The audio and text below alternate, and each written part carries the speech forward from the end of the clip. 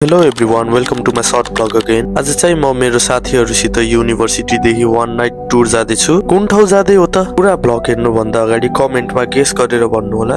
र पुरा 2 घण्टा बसेर म आफ्नो युनि पुगे। सबै साथीहरु आइपुगेन and the journey of London is on. हो हामी लन्डन जाँदै हो। एकदम रमाइलो भयो। के गरेम त हेर्नलाई पुरा भिडियो हेर्नु होला। यहीको कुइरेहरुले केही नगरे पनि हामी नेपालीहरु चाहिँ गाना गाउँदै अन्ताक्षरी खेल्दै टिकटक बनाउँदै प्र्याङ्क गर्दै पोलो खाँदै रमाइलो गर्दै फाइनली 4 घण्टा पछि लन्डन पुग्यौं। होटलमा चेक इन हुन अझै टाइम भएको हुनाले चाहिँ हामी सुरुमै असाइनमेन्टको लागि क्यानबी स्ट्रीट झर्यौं। अनि क्यानबी स्ट्रीट चाहिँ 1960s देखिको कल्चर र फेसनको केन्द्र हो। अनि मेरी क्वान्ट र बेन सर्मेन जस्तो ठुलो ब्रिटिश ब्रान्डको पनि बर्थ प्लेस नै यही हो। सीधा भाषामा भन्दा मोडर्न हाट बजार हो यो।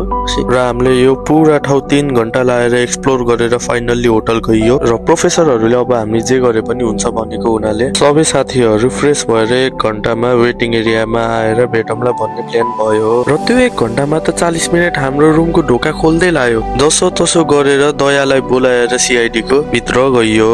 अनि पालो पालो उफ्रेसी रुम एक्सप्लोर गर्दा हेयर ड्रायर पाइयो। मेरो पालो साथी ड्राई गर्देऊ न भनेर जानी कपाल भिजाएर आए। साथीले पनि आइरन भेट्टाए रहेछ र मेरो पनि आइरन गर्देऊ न भनेर गर्ने बेला धन्ने मोरिएन। र भनेको टाइम भन्दा 2 घण्टा ढिलो गरेर हामी सबै रेडी भएर वेटिङ एरियामा आए। र सुरुमा हाम्रो प्यारो तिनौ पुल गयौं। आकाश भन्दा ठुलो बिल्डिङ, महल भन्दा राम्रो बाटो र नाइट लाइफ त बबाल झन्। मज्जाले भिडियो बनाउँदै फोटो खिच्दै टिकटक बनाएर थाकेसी अब खाना जानु पर्छ भने खाना आइयो। टन्न खाएर होटल आइयो र सुत्न भन्दा अगाडि यसरी साथीलाई प्र्याङ्क गरेर सुत्दियो भाइ।